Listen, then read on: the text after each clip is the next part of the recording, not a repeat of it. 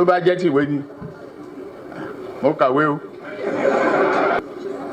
mo ti ń sìn yín bọ̀ ọjọ́ ti pẹ́ ẹgbẹ́ kìíní wá èmi ló kàn.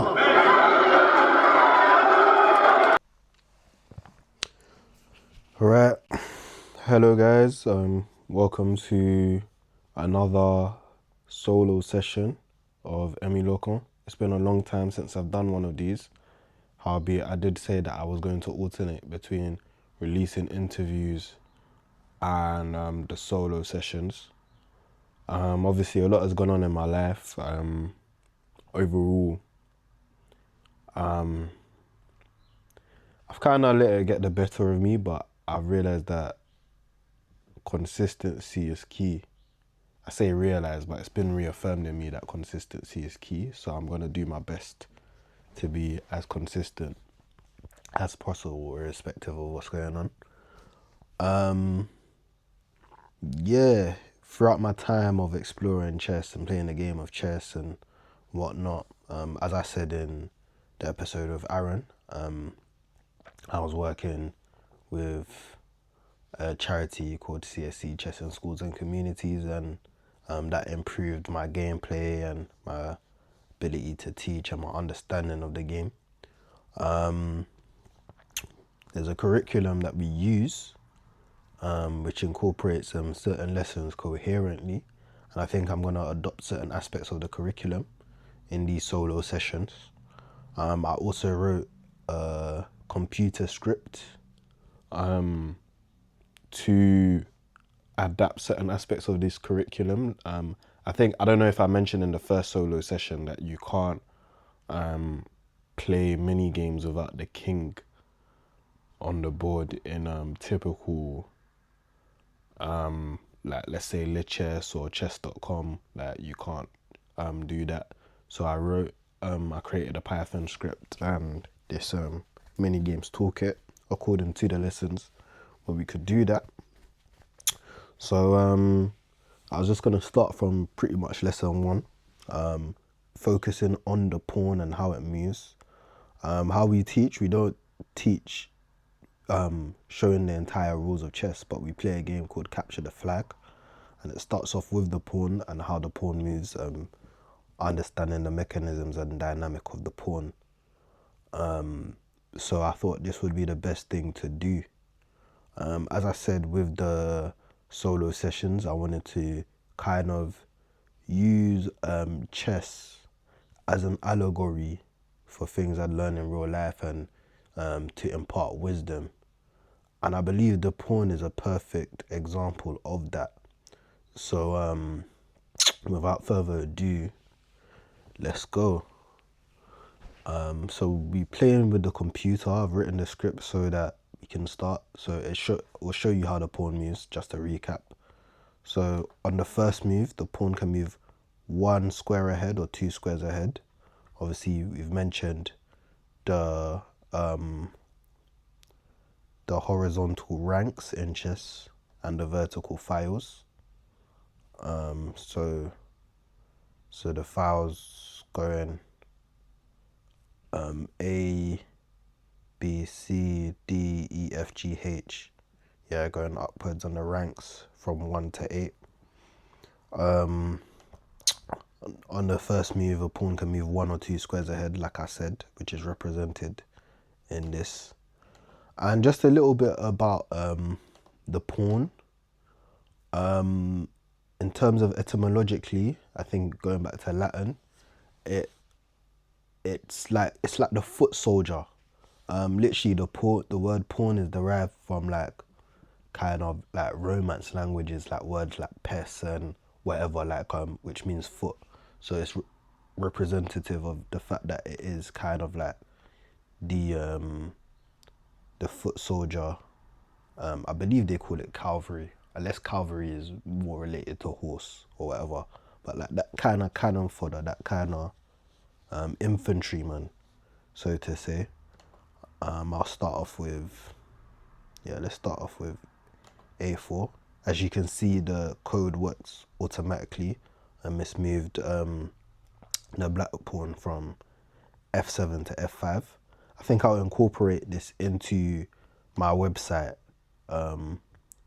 when I'm actually done, like with like the mechanisms of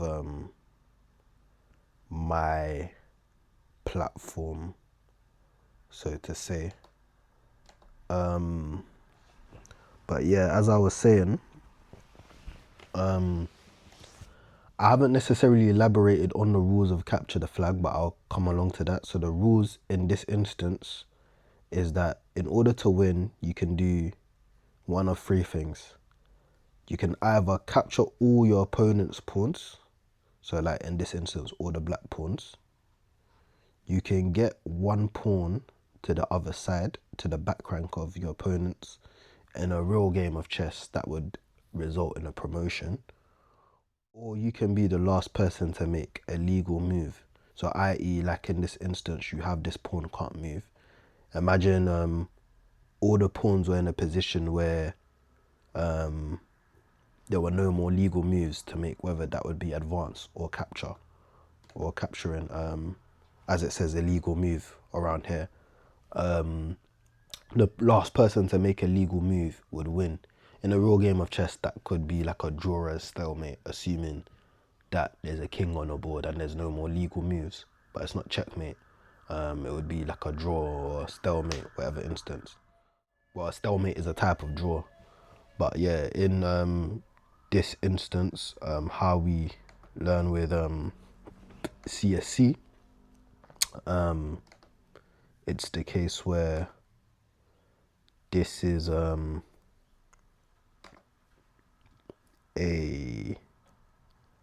win, so to say. I think I'm gonna modify the code so that it shows the legal captures you can make as well as the advances. But yeah. Just a little bit of feedback with that. Going back to my thinking with Emile Lecomte, obviously you can see that the flagship symbol is a pawn which is shadowed by a king. Obviously in real chess, when a pawn makes it to the back rank, it can be promoted to multiple pieces, whether that's, I think I mentioned last time, a knight, a bishop, a rook or a queen, right? But in actual chess, obviously a pawn cannot be promoted to a king. That's basically illegal. But going back to the philosophy around Emile Lecomte, the reason why I did that was because I'm gonna delay the end of the game a little a little bit, just for the sake of teaching and stuff like that. But yeah, as I was saying, the reason why I did that in this instance was because okay, so that thing has just moved 2 ahead. You see there's 3 moves to win now. Okay, so I'm gonna make it to the back rack first. It's gonna say I won, game over, white wins. Yeah. The reason why I chose that symbol, I found it from a website. I forgot what website it was, but they do logos. Off the top of my head, I can't remember before I trademarked, after I trademarked that and whatnot. But it was representative of like the philosophy. Like I said, I'm relatively like I've had a religious background growing up. It kind of reminded me of the scripture, the stone that the builder refuses has become the chief cornerstone. This was the Lord's doing and it is marvelous in our sight. So it's like, it kind of stems from that feeling that the least important piece can become the most important piece. In this instance, the pawn can, even though it's the least powerful piece, it can be promoted to the most powerful piece, the queen. So it's representative of potential. That was my philosophy and mindset when choosing this.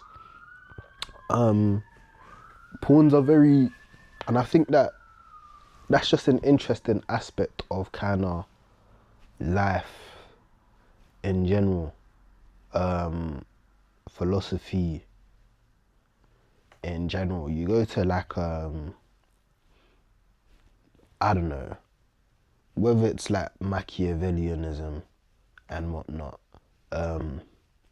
Obviously, you have instances where, like in you read The Prince, it will talk about two types of principalities or states being administrated. You have states that which were inherited. So let's say somebody being part of a royal family and kind of being born into royalty, such that they are the heir to a throne or a monarchy or an empire or whatever. And you have acquired principalities. So these are ones that are taken over by force or maybe election or whatever have you. And I think one thing that I find interesting about the porn, one thing I like about the porn is the fact that white wins last legal move. I think I'll try to get one where we capture all the pieces. But one thing I like about the porn is that it's not created powerful, but it has the potential to acquire power.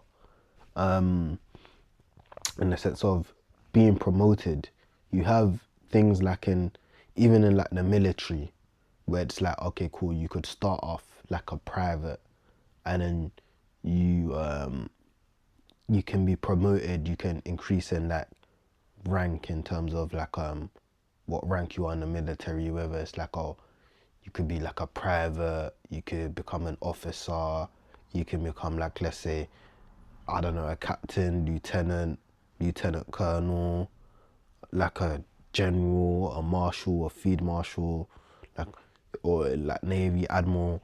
And I think that it's representative of life. Like you can start, like it doesn't matter what position you start off in. You could start off with as a pauper, but you could end up becoming a prince, kind of, or like becoming a king if you're innovative enough, if that makes sense. It's also one of those pieces that I was listening to, I should say, a lot of Japanese samurai philosophy recently. I've listened to Miyamoto Musashi, the Book of the Five Rings. I've listened to Hagakure. I forget who that was by. Hagakure. I need to let's check who wrote Hagakure. It means hidden in the leaves, I believe. Hagakure, or maybe the village hidden in the leaves, something like that. Hidden by the leaves, yeah. Yamamoto Tsunetomo, right? I listened to a book called The Unfettered Mind by Takuan Soho, and there's a lot of things that they talk about. They talk about concepts like Mushin, which means no mind in Japanese, but that's not necessarily what I wanted to focus on. But one thing I did want to focus on was the idea of kind of that a lot of samurais had adopted in their philosophy, being that they subscribe to, okay, this is gonna be, no, it's not a win yet. Cool, let's do that. I think I'll finish it there. Samurais worked for feudal lords, right? They worked for feudal like lords, like called daimyos.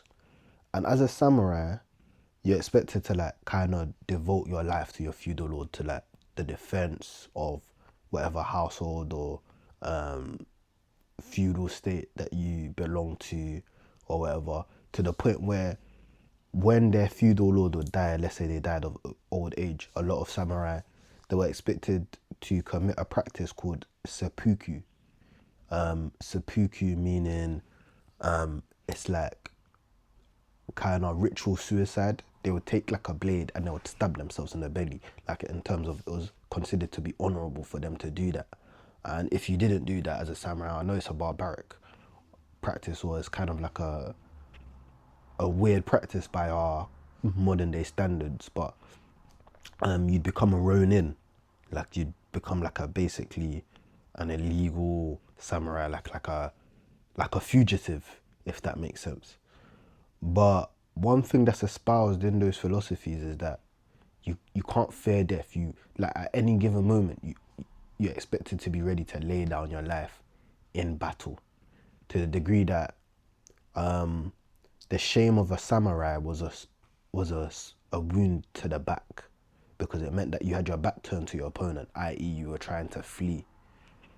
And I think how this relates to the pawns is that because they're the weakest pieces on the board, typically, people are ready to sacrifice them, but you're ready to go all out with them, like in the sense that, okay, I've got nothing to lose, so I might as well try to make it to the other side of the board with this. And sometimes that's what we need. You need to like kind of discard of that fear that you have, that fear that is holding you back from being all that you can be, being the person you know that you're capable of becoming, in order to pursue that victory, that promotion that you're looking for, and to win that battle, to win that war, that contention that you're in. Like with some of the other pieces, the king is invaluable, so you're always going to protect it. Like more often than not, you're not gonna seek to capture it. You're gonna castle. Or the queen is like the most powerful piece on the board. You're gonna be like, oh no, let me not bring my queen into the game until later, or the knight, or the bishop, or the rook. These pieces are valuable, but the pawn is like, a lot of people are like, cool, I'm gonna use this, I'm gonna get stuck in. And sometimes that's what you've got to do when you're in that position, starting off, you're in a low position. You just kind of have to be bold, enter action with boldness. As I think the SAS kind of motto, and the special service motto, special air service, I believe that's what the SAS is, but it's who dares wins, right? Sometimes you have to dare in order to win. And even in Latin, that saying, fortune favors the bold. The official motto of the British Special Air Service, who dares win. Yeah. Fortune favors the bold.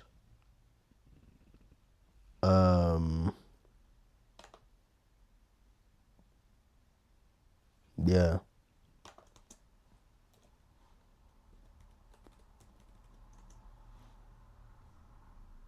Yeah, courage and bravery. It's associated with many military units. And with the pawn, you have to be bold when utilizing it, because fortune favors the bold. But I guess I'll leave it at that for today. This was a solo session from Emi Loko. Success plenty for locum, Emi Loko. Mon fâché gidi gan. Now I really know it's my turn. You know I'm the chosen one. Orumu ojo tito. The sun has come, no more clouds, the rain has stopped. Emi Loko, yeah, Emi Loko. Mon fâché gidi gan. Now I really know it's my turn. You know I'm the chosen one. Orumu ojo tito. The sun has come, no more clouds, the rain has stopped. Emi Loko, yeah. Egbe kini wa, egbe, ekujo meta, eshe. Egbe kini wa, egbe, ekujo meta, eshe goni.